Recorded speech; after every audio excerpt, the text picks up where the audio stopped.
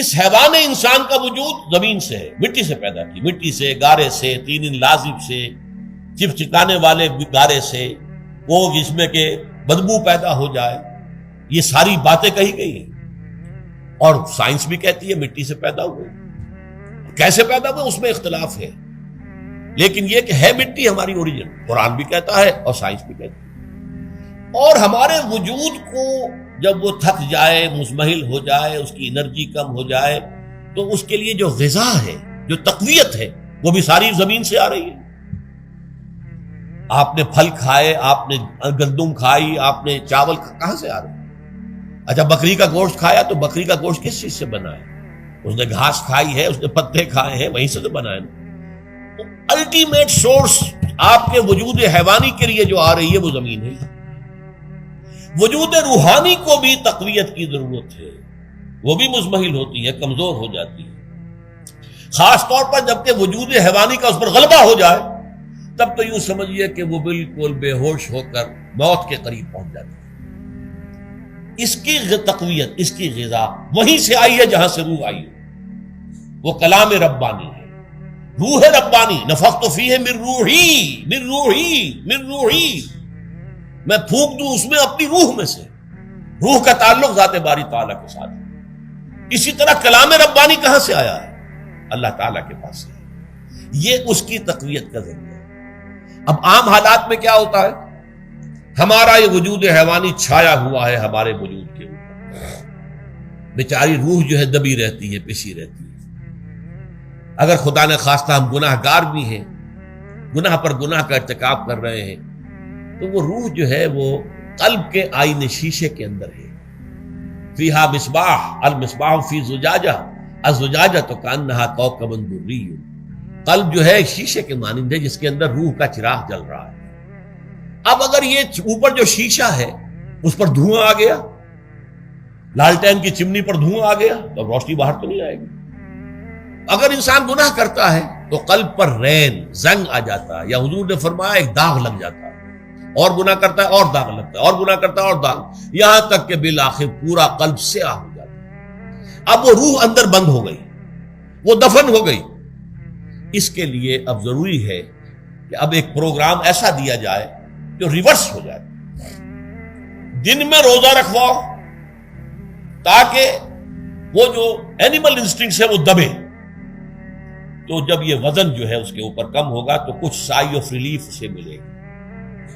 جیسے بے ہوش آدمی پڑا ہے، اسے کوئی ہلکا سا ہوش آ رہا ہے، آپ نے پانی کے کچھ چھینٹے دیے، اس کے بعد آپ نے رات کو کھڑے ہو کر قرآن کے انوار کو اتارا، بارش برس رہی ہے روح انسانی کے اوپر، قلب روحانی، قلب انسانی کے اوپر، جس میں کہ وہ روح جو ہے وہ دفن، وہ زندہ ہوگی اثر نو، ہوش میں آئے گی۔ اور ہوش میں آئے گی تو دو کام ہوں گے، ایک تو اسے قرآن کی عظمت کا احساس ہوگا، یہ قرآن میری حیات تازہ کا ذریعہ بنا ہے، میں دب گئی تھی، میں پس گئی تھی، میں بے ہوش تھی، میں نیم مردہ تھی، اس قرآن کی بارش نے، یہ ترشح جو ہوا ہے مجھ پر، اس نے مجھے حیات تازہ عطا فرمائی۔ یہ جو قدر کا احساس ہوگا قرآن کا، لعلکم تشکرون، تاکہ تم قرآن کی عظمت سے واقف ہو۔ ایک انسان بھوک کی وجہ سے اس کا شوگر لیول اتنا گر گیا کہ بے ہوش پڑا ہوا، اب ظاہر بات ہے کہ آپ اسے کچھ پانی کے چھینٹے دیں گے تو کچھ ہوش میں آئے گا، پھر غذا دیں گے تو اب وہ پوری توانائی پر آئے گا، تو معلوم ہوگا اسے اس غذا کی کیا قدر و قیمت ہے۔ اگر آپ کو بھوک ہی نہیں لگتی تو غذا بے معنی شے ہے، پیاس ہی نہ لگے تو آپ کو کیا معلوم کہ اس پانی کے اندر کتنی بڑی عظمت ہے، یہ میرے لیے کتنا بڑا انعام و احسان ہے اللہ کا۔ وہ تو پیاس پر، جان پر بنی ہوئی ہو، اور پیاس اس وقت آپ کو ایک گھونٹ پانی کوئی دے دے تو آپ کو معلوم ہوگا دنیا و مافیا سے بڑھ کر ہے یہ ایک گھونٹ پانی جو مجھے ملا۔ اسی طرح جب روح دبی ہوئی تھی حیوانی وجود کے بوجھ تلے، جبکہ وہ نیم خابیدہ یا نیم بے ہوش یا بالکل بے ہوش تھی، وہ دن میں تو روزہ رکھ کر اس پر سے حیوانی وجود کا وزن کم کیا گیا، اسے ایک ریلیف ملی، رات کو قرآن مجید کے انوار و برکات اس میں جذب کیے گئے تو اس کو پوری توانائی حاصل ہوئی۔ اس پوری توانائی کا پہلا نتیجہ تشکر، قرآن کا شکر، الحمدللہ الذی انزل علی عبدہ عبدہ الکتاب ولم یجعل لہ عوجا، پھر وہ قلب کی گہرائیوں سے نکلے گا۔ سارا شکر اس اللہ کے لیے جس نے اپنے بندے پر صلی اللہ علیہ وسلم کتاب نازل کی اور اس میں کوئی کجی نہیں رکھی، کسی طرح کی ایش پیش نہیں۔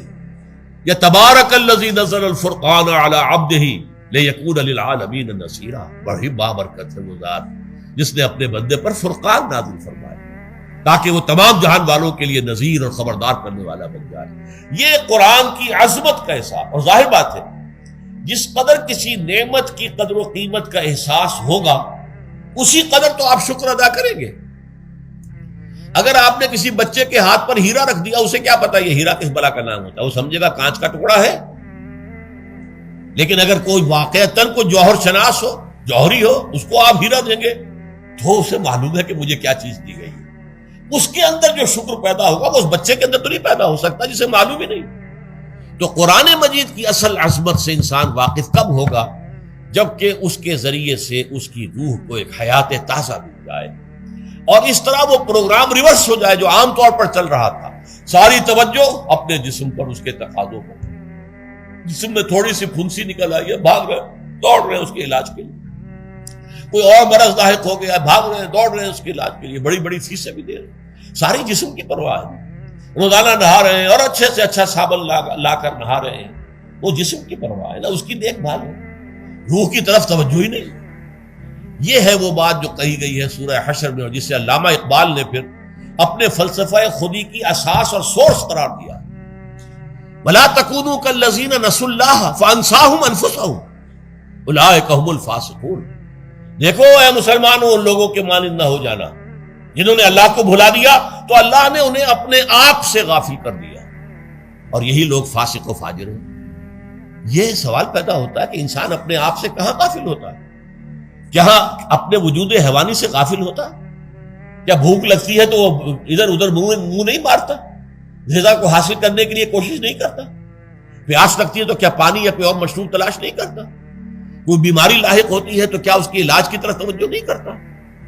اسے آرام کی حاجت ہوتی ہے تو آرام نہیں لیتا؟ اپنے اس وجود سے تو غافل نہیں۔ کون سے وجود سے غافل ہوا ہے؟ وہ روحانی وجود سے غافل ہے۔ بھول گیا کہ میرے اندر روحانی وجود بھی ہے اور اس کا تعلق ذات باری تعالیٰ کے ساتھ۔ اس نے سمجھا کہ میں بس حیوان ہوں، نرا حیوان ہوں، اپنے اس وجود کی اصل حقیقت ہی سے بے خبر، غافل۔ چنانچہ آج کے دور کا سب سے بڑا المیہ کیا ہے؟ ڈارون کے نظریے کے جو اثرات پیدا ہوئے ہماری معاشرت پر، ہماری سوچ پر، ہمارے فکر پر، ہمارے فلسفے پر، ہماری سوشولوجی پر، وہ کیا ہے کہ ہم بھی نرے حیوان ہیں۔ اللہ اللہ خیر سب، یہ سب سے بڑی محرومی ہے اس دور کی کہ انسان اپنے اصل شرف سے خود ہی مستعفی ہو گیا۔ ہمارا کوئی وجود ہے ہی نہیں، روحانی وغیرہ، روح کسے کہتے ہیں ہم نہیں جانتے، بس یہ جسم ہے۔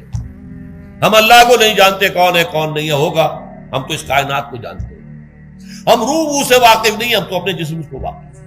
آخرت سے ہم ہمیں کچھ پتہ نہیں، شاید ہو شاید نہ ہو، کچھ پتہ نہیں، لیکن یہ زندگی تو ہے، اسے ہم جانتے ہیں۔ یہ ہے آج کے انسان کا سب سے بڑا المیہ، اور یہ ہے ماس سکیل کے اوپر ارتداد، ذہنی طور پر مرتد ہو چکے ہیں انسانوں کی عظیم اکثریت مرتد ہو چکی ہے۔ یہ ہے در حقیقت کہ روزہ جو ہے اس پروگرام کو آ کر ریورس کرتا ہے۔ دن میں کھانے پینے، جنسی تقاضے پر پابندی، وہ وجود حیوانی کا وزن کچھ کم، روح جو دبی ہوئی تھی یا سسک رہی تھی یا بے ہوش تھی یا نیند مردہ تھی، اسے کچھ ریلیف ملا۔ اب اس کے اوپر قرآن مجید کے تیرے ضمیر پہ جب تک نہ ہو نزول کتاب، گرہ کشا ہے نہ رازی نہ صاحب کشاف، ہمارے دلوں کے اوپر بارش ہو رہی ہو انوار قرآنی کی۔ وہ ظاہر بات ہے کہ بغیر سمجھے تو نہیں ہوگی بارش، وہ تو آپ کو سمجھ رہے ہوں گے تو بارش ہوگی، ورنہ تو یہ ہے کہ ٹھیک ہے میں پہلے بھی عرض کر چکا ہوں آپ کو ثواب تو ملے گا، لیکن یہ ہے کہ وہ اصل مقصد قرآن کی عظمت کا قلب کی گہرائیوں سے اعتراف جو ہے، اور اس پر اللہ کا شکر تو ادا ہوگا، لعلکم تشکرون، جبکہ قرآن مجید جو ہے آپ کے قلب کے اوپر نازل، اس کا مفہوم نازل۔